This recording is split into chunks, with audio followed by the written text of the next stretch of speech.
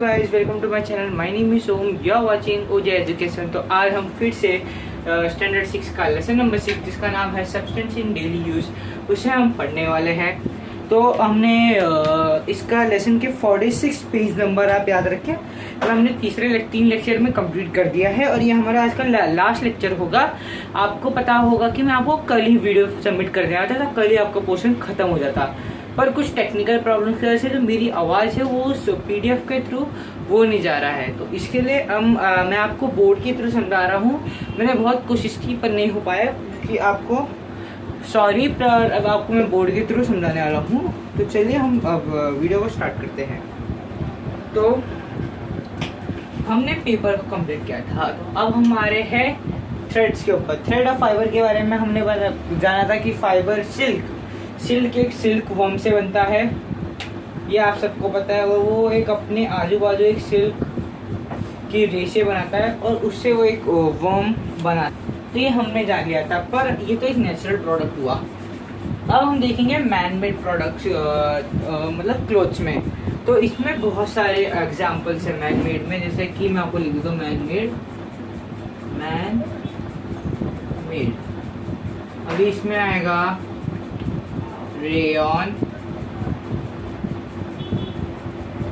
Nylon, और आपको और से एग्जाम्पल के थ्रू में नायरॉन, टेरिशियन।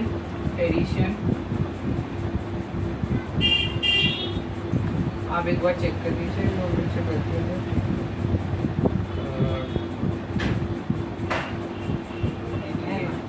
आपको ये यहाँ पर टेरिलियन हो गया और आर्किलिक।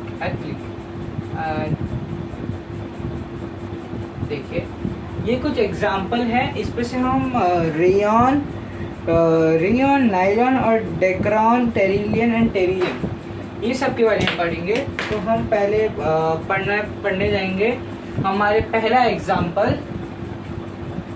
इसके थ्रू हम नहीं पढ़ेंगे क्योंकि कभी नायलॉन क्या होता है आपको एक बात बता दूं। नायलॉन एक कपड़ा है जो एक मैन मेड कपड़ा है और इसका जो इन्वेंशन हुआ था सेम टाइम में न्यूयॉर्क में भी हुआ था। इन्वेंशन लिखते हैं हम यहाँ पे, इन्वेंटेड। सेम टाइम में वो न्यूयॉर्क में भी हुआ था और वहीं पर लंदन में भी हुआ था। तो जो फैसला हुआ, मतलब क्लोथ्स की मतलब कंपनी होती होगी, एक ट्रेड ऑर्गेनाइजेशन, हर चीज़ का एक ऑर्गेनाइजेशन। तो उस ऑर्गेनाइजेशन के द्वारा एक नया निकाला गया कि न्यूयॉर्क का एन और वाई लेंगे और लंदन का LON लेंगे, लन। ये हो गया नाय और ये हो गया लॉन। इसमें न्यूयॉर्क का न्यू और यॉर्क आ गया और इसमें लंदन का LONDON, ये लंदन आ गया, इनका ये N और ये Y हो गया। आप ये समझ गए होंगे कि ये इन्वेंट कैसे हुआ है। इसे इन्वेंट करने का जो समय था वो दोनों में आ गया, यानी कि वो न्यूयॉर्क में भी उसी टाइम पे इन्वेंट हुआ और उसी टाइम पे लंदन में भी इन्वेंट हुआ। इसके लिए जो इनकी कंपनी यानी कि एक ऑर्गेनाइजेशन होती है, मतलब हर चीज़ का ऑर्गेनाइजेशन होता है, हर चीज़ का, ट्रेड ऑर्गेनाइजेशन, फूड ऑर्गेनाइजेशन तो फूड को मतलब चेक करती है, तो वैसे ही कपड़े की क्वालिटी चेक करने वाली है। यानी कि एक ऑर्गेनाइजेशन, आप हिस्ट्री में अगर आप सिविक्स में जाओगे अभी आप आगे स्टैंडर्ड में 9th या 10th में, तो आपको पता चलेगा ऐसे बहुत सारी कंपनियां होती है और कब एस्टेब्लिश किया आपको पता चलेगा। तो ये जो होते हैं ना, इन्हें ऐसे बनाया गया, मतलब कि दो वर्ड्स को ज्वाइन करके। तो हम आगे बढ़ेंगे और हम बात जानेंगे कि हमने नायलॉन इसके बारे में तो समझ लिया, फिर इसके बाद इनके बारे में जानते हैं कि क्या क्या इसके फायदे और ये क्या एक मैनमेड क्या है और इसमें क्या है। ये ट्रांसपेरेंट होते हैं, ट्रांसपेरेंट होते हैं, इतनी ट्रांसपेरेंट नहीं कि आप इसके आर पर तो ठीक ठाक। वाटर रेपेलेंट,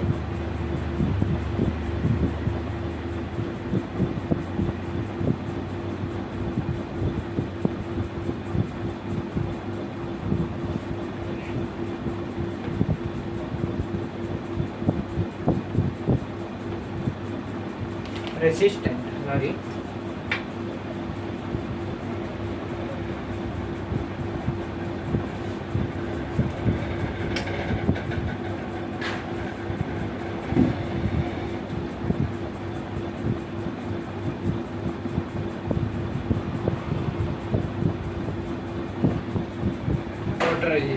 ये एक दो तरीके हैं, मतलब कि ये इसके मतलब जो मेन यूज़ है, यानी कि अगर आप कोई कॉटन का कपड़ा या फिर कोई फाइबर का कपड़ा लीजिए, वो इतना ट्रांसपेरेंट होता है, एकदम हैवी होता है, वाटर रेपिलेंट तो कभी नहीं हो सकता, मतलब जल्दी तो सूखेगा नहीं। आप देखे होंगे कॉटन के कपड़े वगैरह आप बारिश के टाइम पे सुखा देंगे, तो बहुत लोग नायलॉन और रेयॉन के कपड़े लेते हैं, पर इनके मेन यूज़ क्या क्या होते हैं? क्लॉथ्स होते हैं, क्लॉथ्स ना ऐसे क्लॉथ होते हैं ना जो, पर ये जो नायलॉन के कपड़े तो हार्श होते हैं स्किन को, आपको मतलब जो कपड़े ना आपको बहुत चुभेंगे, इसके लिए क्लॉथ जो उसमें ज़्यादा इस्तेमाल नहीं करते लोग, बहुत कम इस्तेमाल करते हैं इसे। आपने किसी के फैंसी ड्रेस में देखा होगा तो वो सब चीज़ों में इसे इस्तेमाल करते हैं, ज़्यादा करके फिशिंग नेट्स। फिशिंग इसके इस नायलॉन के इन्वेंशन से पहले लोग जो थे रस्सियाँ, यानी कि भूसे की रस्सी होती थी, उन्हें बना के फिर उन्हें फिशिंग नेट की तरह यूज़ करते थे। पर ये जो स्ट्रॉन्ग और ड्यूरेबल होती है, क्योंकि ये बहुत स्ट्रेचेबल होती है, और आपने देखा होगा क्ले लीजिए और एक नायलॉन की रस्सी लीजिए और आप उससे काट सकते क्ले को, इतना हार्ड रहता है वो, और इतना मतलब पावरफुल और स्ट्रेचेबल रहता है। तो इसके लिए लोग इसे फिशिंग के लिए इस्तेमाल करते थे, स्ट्रॉन्ग और ड्यूरेबल। और बहुत सारे इसके इस्तेमाल होते थे।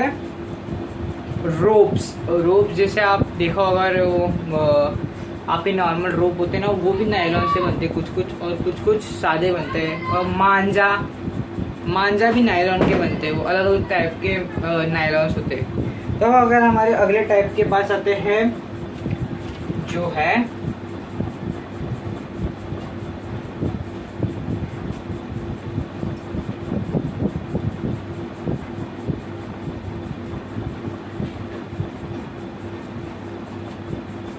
रेयॉन।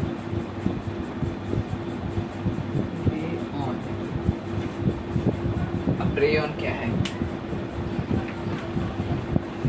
मैं आपको इसके थ्रू भी पढ़ाने की कोशिश करता हूँ, क्योंकि आपको इसमें ज़्यादा समझ में आ गया। मैं आपको इसमें सिर्फ एग्जांपल लिख दूंगा। Cotton and wood pulp are dissolved in the chemical sodium hydroxide.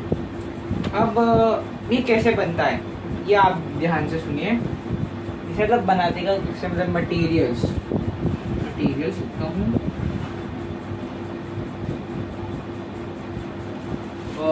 Cotton और वुड का पल्प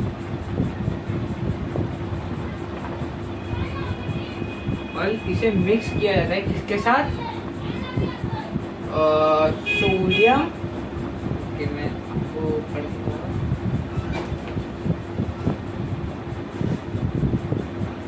सोडियम हाइड्रोक्साइड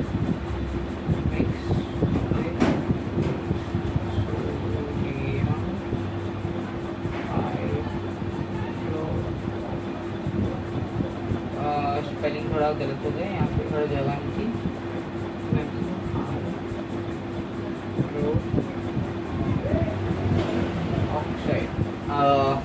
समझ गए होंगे। जो कॉटन और वुड की जो पल्प होती है, यानी कि जो इन दोनों को मिक्स करेंगे तो ऐसा आपको तो सब भूसा जैसा बनता है। और एक सोडियम का हाइड्रोक्साइड एक केमिकल है, उससे ना इसे मिक्स किया जाता है तो एक सोल्यूशन मिलता है हमें। उस सोल्यूशन को हम एक मशीन के थ्रू पास करते हैं और उससे हमें एक थ्रेड मिलता है। वो एक मशीन एकदम होल के थ्रू पास होता है। एक मशीन होती है, जैसे कि ना ये जो पल्प है ना, ये समझिए एक बकेट है जिसमें इसका सोल्यूशन है, ठीक है। और एक मशीन होती है, ये मशीन के थ्रू इस पल्प को डाला जाता है और ये इसके अंदर से ना रोलर के थ्रू एक थ्रेड के रूप में बाहर आता है। ये समझ गए आप कि कैसे आता है, मतलब थ्रेड के रूप में बाहर आता है। तो ये एकदम शाइनी जो ये थ्रेड है ना, आपको थ्रेड की इमेज अगर आपको मैं आपको एक डायग्राम के थ्रू एक एग्जांपल, जैसे कि आप साइंस में जाओगे तो आपको बहुत सारी चीज़ के सिंबल्स होंगे, तो मैं आपको एक थ्रेड का सिंबल बता देता हूँ। अगर मैं थ्रेड का सिंबल बताऊंगा तो आपको वही समझ आने का। थ्रेड का सिंबल रहेगा कुछ इस तरह,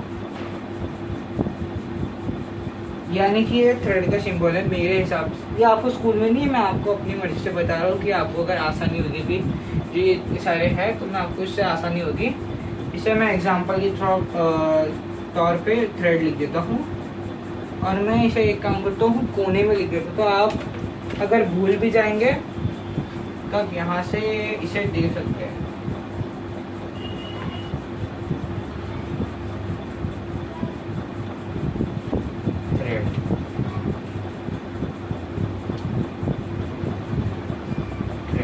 देखिए यहाँ पे आप याद रखना, अब जो ये थ्रेड रहता है ना,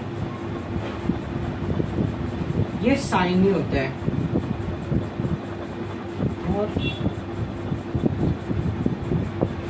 और इनमें स्ट्रेंथ भी होती है, एक बात याद रखें।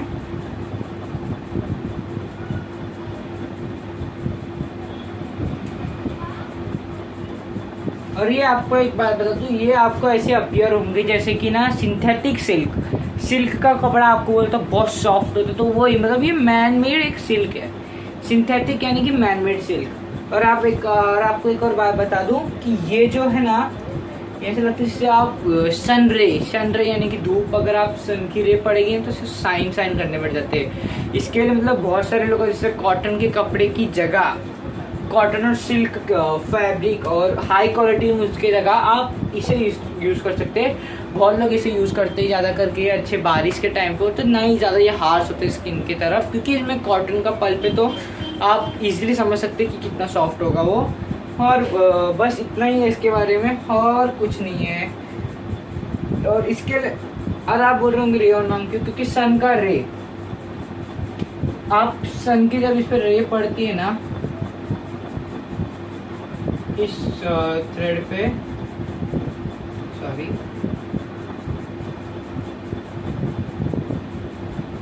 तो इसे रे यानी कि सन की रे और ऑन, रे ऑन आप समझ रहे हो, रे ऑन, रे प्लस ऑन, यानी कि ये जो थ्रेड है, मतलब ये जो कपड़ा है, इसके ऊपर जब सन की रे पड़ती है तो ये रे हो गई, और पढ़ने को क्या बोलते हैं, ऑन, तो ऑन, रे ऑन। समझ गए होंगे कि रे ऑन मतलब क्यों नाम पड़ा है। ये सब आपको सिंपल डेफिनेशन है, ज़्यादा आपको इस पर मगजमारी करने की जरूरत नहीं। आपको सिर्फ एग्जाम्स में पूछेंगे कि रे ऑन क्यों होता है, सन्स रे, तो रे ऑन हो गया। तो अब हम आगे हमारे इसमें पढ़ते हैं। देखिए मैं ये एग्जाम्पल नहीं बिठा रहा, अगर और आप ये याद रखें कि ये थ्रेड के रूप में एक एग्जाम्पल है। मैं आपको एक, आप अपने माइंड में रखते हैं, अगर मैं भूल जाऊँ, मैं तो भूलूंगा नहीं, तो आप कर दीजिएगा। अब आते हैं हम डेरेकॉन डेक्रॉन, ठीक है,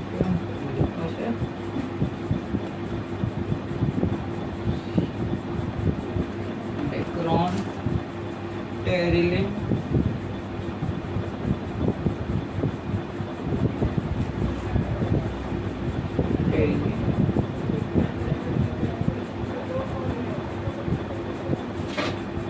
Various hydrocarbons obtained from mineral oil are used to make polymer chain. A solution such as polymer is pressed through a strainer with a fine holes. The fiber formed after cooling a long and floating thread. These threads are twisted into yarns. Different types of chemicals are used to make the properties of various.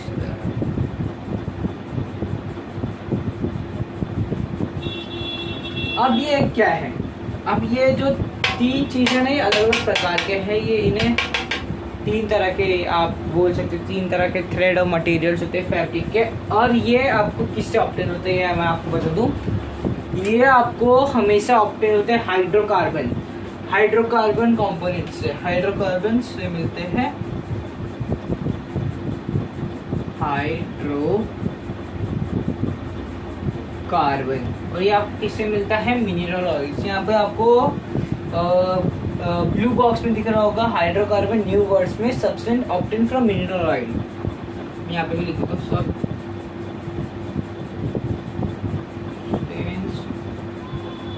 Obtain from mineral oil.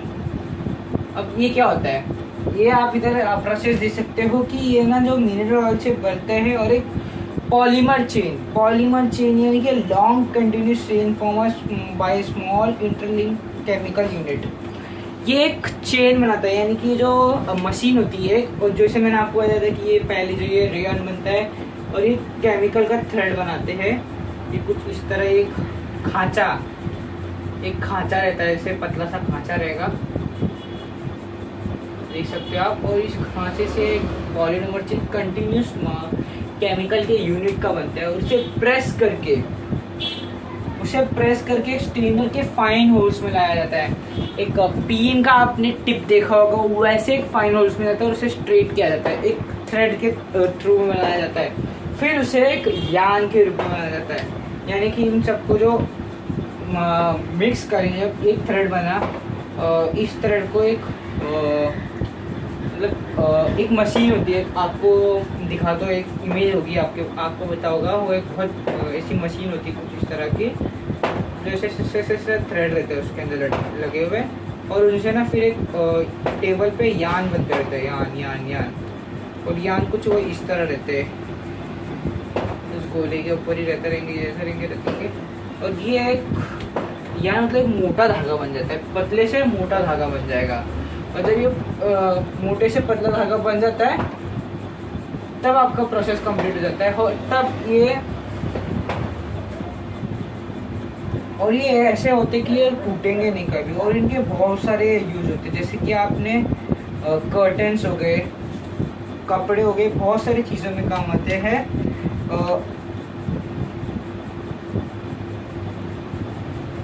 और sorry, मैंने आपको बोला था कि अलग अलग प्रकार के, एक ही प्रकार के, इनके नाम क्या है, डेक्रोन, टेरिलियन, टेरिशियन। एक बात याद रखिए कि टेरियन, डेक्रोन, टेरिशियन, ये जो बहुत सारे यूज़ों में आते हैं, जैसे थ्रेड्स बनाने में, कर्टन्स में, ऐसे बहुत सारी चीज़ों में, वेरियस चीज़ों में। तो हम आज के लिए बस इतना ही, और अब मैं आपको इसके लास्ट पेजेस में जगह आप बोलोगे कि सर आपने ये नहीं किया है, मैं भी करा देता हूँ। थ्रेड के एग्जाम्पल हटा देता हूँ अभी, मैं रहने देता हूँ, और लास्ट में रख करूँगा आप ख़त्म होने के टाइम पे। हम लास्ट पेज में आते हैं, पेज नंबर 48 निकाल दीजिए आप लोग। अब आ रहे हैं हमारे advantages and shortcomings of the synthetic fibre. अब मैं आपको सिर्फ बोर्ड के थ्रू पढ़ाता हूँ, बोर्ड के थ्रू बिना पढ़ाए मैं आपको इसी में फ़ोन के थ्रू ही समझा देता हूँ, तो आपको आसानी होगी। बोर्ड के थ्रू आपको इतना समझ नहीं आएगा मैं क्या लिखूँ, मैथ्स होता है और कोई सब्जेक्ट होता है मैं कर भी सकता था, साइंस में मतलब जितना आप बोलोगे, जितना आप दिखाओगे, उतने में आपको ज़्यादा समझ में आता है। तो मैं आपको बता देता हूँ advantages and shortcomings. This fibre can be manufacture on a mass scale. आप एडवांटेज, मैन मेड जो सिल्क होती थी, नायलॉन वगैरह, आप इनके जो रॉ मटेरियल्स आप कहीं से भी फाइंड कर सकते हैं। जैसे कि हम नायलॉन का हमें मैन्युफैक्चर दिखाया नहीं है, पर हमें डेक्रोन का दिखाया है कि हम मिनरल ऑयल तो हमेशा ही निकलता रहता है, तो ये ज़्यादा मास में हम बना सकते हैं। और इनके शॉर्टकमिंग यानी कि disadvantages, they are water repellent and do not absorb sweat from the skin। यानी कि ये जो वाटर रेपिलेंट होते हैं, यानी कि जैसे आपको पसीना आ गया है तो ये पानी सोखेंगे नहीं, वैसे ही रहेगा, तो आपको पसीना और आता रहेगा, तो इससे गर्मी आपको ज़्यादा बढ़ती है। They cost less. Continuous use of clothes made from this thread keep the skin moist which may cause diseases, skin diseases. मतलब अभी आप देखेंगे तो हर चीज़ के फ़ायदे नुकसान होते हैं। जैसे अभी ये सस्ता है, चीप रेट है, आप कॉटन और फैब्रिक केस में जाओगे तो ये बहुत महंगा होता है, पर अगर आप एक सिंथेटिक क्लोथ में जाओगे तो आपको पता होगा कि ये जो होते हैं ना बहुत चीप रेट में मिल जाएंगे आपको, कहीं ना कहीं कोई भी दुकानों में मिल जाएंगे, तो इनका प्राइस चीप है। पर आपको पता है कि ये मैंने आपको पहले पॉइंट बताया था शॉर्टकमिंग्स में कि ये बहुत पानी वाटर रेपिलेंट, तो ये पानी सोखते नहीं है, तो इसकी वजह से क्या होता है कि जो कंटिन्यूस मॉइस्ट रहती है आपकी स्किन, तो इससे आपको स्किन डिजीज भी हो सकती है। थर्ड है सिंथेटिक क्लोथ्स आर अनकंफर्टेबल। इसके थर्ड पॉजिटिव पॉइंट है कि they are strong and durable. Synthetic clothes are uncomfortable to wear specially in summer. जैसे मैंने आपको कहा कि ये क्या बोलते हैं अपना, they are strong and durable. Strong यानी कि मैं आपको बोलता हूँ नायलॉन, रेयॉन, ये सब बहुत स्ट्रॉन्ग और ड्यूरेबल होता है। आप इसे खींचोगे तो आप कभी कभी हाथ भी कट जाता है, नायलॉन में स्पेशली ज़्यादा कट जाता है। आपने बहुत बार देखा होगा, अगर आपने लाइफ में अगर नायलॉन को इस्तेमाल किया रहेगा, मैंने मतलब एक आर्ट में था कि इसमें क्ले से करने रहता था, और अगर आप इसे खींचोगे ना तो आपकी सीधा, मैं पक्का कहता हूँ आपका हाथ कट जाएगा। मैं आपको दिखा दूंगा एक बार नायलॉन का थ्रेड लाके, और आप समझ जाओगे। अगर अगली वीडियो में अगर हमें टाइम मिला तो हम टाइम निकाल के हम कर देंगे। अगर लाइव स्ट्रीम में निकला तो हम लाइव स्ट्रीम में भी आपकी मदद कर लेंगे। और इसके थर्ड मतलब बैक पॉइंट क्या है कि synthetic clothes are uncomfortable to wear specially in summer. जैसे आपको हमने पहले के 2 पॉइंट ही उन्हें आगे बढ़ा है, जिससे भी वो स्वेट ऑब्जॉर्व नहीं करते। तो गर्मियों के टाइम पे अगर आप उन्हें पहनोगे, उन्हें ऑब्जॉर्व नहीं करेंगे तो आपको खुजली होगी, और आपको उससे प्रॉब्लम कर रैशेस, खुजली, घमौरिया इनसे ज़्यादा बढ़ जाती है। इसके लिए वो गर्मियों के लिए ठीक नहीं है। आप ठंडियों में या फिर बारिश में, स्पेशली बारिश में मतलब अभी आप कॉटन के कपड़े पहनोगे तो आपको मतलब वो गीले हो जाएंगे और जल्दी सूखते नहीं है कॉटन के कपड़े। 5th point, they are water repellent hands do not get wet, they are dry easily. 5th point ये कुछ इस तरह है, sorry 4th point, they can be use for a long time, synthetic fibre catches fire easily. आप एक बात रखिए, ये आप इसे यूज टाइम पे कर सकते हैं, पर एक शॉर्टकमिंग बात है कि अगर आप किसी आग के नज़दीक, ज़्यादा नज़दीक जाओगे तो फटाक से पकड़ लेंगे। कॉटन वगैरह से थोड़ा लेट, कॉटन थोड़ा लेट पकड़ता है, फैब्रिक थोड़ा लेट पकड़ेगा, पर ये जल्दी पकड़ लेते हैं। 5th पॉइंट क्या है, they are water repellent hands do not get wet dry easily, if they catch fire the cloth stick the skin and cause serious injury. और अभी जैसे इन्हें बोला कि वाटर रेपिलेंट है, पर अगर ये चीज़ अगर आपके साथ, अगर आप इसको आग लग जाएगी, यानी कि अगर जल जाएगा तो आपके स्किन से चिपक जाएगा, क्योंकि ये केमिकल से बना है, तो ये आपके स्किन में चिपक जाएगा और आपको सीरियस इंजरी भी हो सकती है। 6th पॉइंट हमारा है कि they are lightweight and comfortable, this fibre do not decompose by microorganisms. यानी कि आप अगर कॉटन का कपड़ा या फिर ऐसे फैब्रिक, कुछ ऐसे फाइबर, ऐसे कुछ सारे बहुत सारे फैब्रिक्स होते हैं जो डिकम्पोज होते हैं, नेचुरल जो होते हैं, पर ये सब जल्दी डिकम्पोज नहीं हो पाते, और इन्हें एक वेस्ट मटेरियल में हो गया जो नेचर को थोड़ा प्रॉब्लम दे रहा है। 7th पॉइंट क्या है, as they have a shine they enhance the appearance of wearer. अभी एक फ़ायदा और है कि आप इसे पहनोगे तो आपको मतलब शाइनी होती है, डल कलर नहीं आते इनके, शाइनी कलर्स आते हैं। इसके लिए जिसे वो जो इन्हें पहनते हैं वो ज़्यादा इसे हैंडसम दिखता है। Clothes made from this thread are wrinkle free and scratch free. आपने देखा होगा कि इन्हें आप ऐसा झाड़ दो, भाई आप झाड़ दो इन्हें, ये तो ये धूल मिट्टी निकालते हैं, और स्क्रैचेस यानी कि हल्का सा भी खरोच विरोच आता है तो कपड़े गंदे दिखने पड़ जाते, पर ये नहीं दिखेंगे। और डर्ट फ्री, जैसे कि डर्ट हो जाएंगे। और व्रिंकल्स, अगर आप इसे फोल्ड्स कर दो, फोल्ड्स करके रख दो, और उसके बाद आप इसे थोड़ा सा ऐसा झाड़ दो तो फिर वो ठीक हो जाते हैं, क्योंकि वो ऐसे क्लोथ है ना जो हल्की से ऐसा बन जाते हैं, क्या बोले मैं आपको वर्ड याद नहीं आ रहा, इजीली वो ऐसा व्रिंकल नहीं होती जल्दी। आप उन्हें तोड़ दो मचोड़ तो नहीं होएगा, पर अगर आप अपने कॉटन के कपड़ों को मोड़ो, वो थोड़े से भी मोड़े हुए वो हो जाते हैं, तो फिर हमें आयरन करना पड़ता है। इन्हें आयरन करने की ज़्यादा ज़रूरत नहीं पड़ती है, वैसे स्पेशली करने की ज़रूरत ही नहीं पड़ती है। जैसे आप कोट के अंदर के जो शर्ट से तो वैसे कुछ इस तरह। अब हमें कुछ बातें याद रखनी होगी। Always remember, save trees, save to save nature, save paper to save trees, use paper properly and economically, make use of full and recycle the used paper। अभी मैंने बहुत सारे लोगों को देखा है कि पेपर्स को क्या करेंगे, फर्स्ट पेज लिखेंगे, सेकंड पेज लिखेंगे और थर्ड पेज ऐसे ही छोड़ दिया। ऐसा आप बिल्कुल मत कीजिए, आप हर पेज को एक एक ध्यान से इस्तेमाल कीजिए, तो आपको पेपर की कीमत, क्योंकि एक ट्री के लिए ना आपको 10 बुक्स बनती है, एक ट्री के ऊपर से 5 या 10 बुक्स बनती है। मैं आपको एक ग्राफ की तरह बताऊंगा। इसके लिए आपको पेपर को हमेशा वाइजली यूज़ करना है, यानी ध्यान से। पेपर को वेस्ट मत कीजिए, और रिसाइकल बिन में डालें तो रिसाइकल हो जाएगा आपके टिश्यू पेपर्स और बहुत सारी चीज़ों में। Although there are some disadvantages in using synthetic fiber, they can be useful to used in proper way. They reduce the load of the natural resources। अब देखिए, कॉटन जो होता है ना, कॉटन जल्दी मिलता नहीं है और इससे कॉटन को बहुत नुकसान होता है, पर अगर आप इन्हें इस्तेमाल अच्छे से करेंगे तो ये आपके फ़ायदे के लिए। अगर आप इनका एक्सेसिव यूज़ करेंगे तो आपके हेल्थ के लिए भी और नेचर के लिए भी। आप इन्हें ज़्यादा यूज़ करेंगे, इसे फेंक दोगे, लो 1 महीना हो गया फेंक दो, आपको एक कपड़े को मिनिमम या मैक्सिमम 6 मंथ तो चलाना ही होता है। मैक्सिमम आप 1 ईयर चलाए, मिनिमम आप 6 मंथ चलाए, और 6 मंथ में आप मतलब ऐसा है कीजिए कि 5 जोड़ी कपड़ा, 5 या 10 जोड़ी कपड़ा आप ले लीजिए और उसे 6 महीना चलाइए मिनिमम। मैं तो बोलता हूँ 1 साल चलोगे बेटर देन सेव नेचर करने के लिए, नेचर को सेव करने के लिए, क्योंकि ये सब चीज़ ही वेस्ट बनती है और हमारे नेचर को बहुत प्रॉब्लम दे रही है। मगर आप अगर इसे अच्छे से यूज़ करेंगे तो भी ये आपके नीचे, हमारे नेचर के लिए हेल्पफुल हो सकती है। What we have learned, we use 2 types of material, natural and man-made. Natural material may be biotic or abiotic. Biotic material are either plants or animal origin. Rubber, paper and synthetic fiber are important man-made materials in our daily use.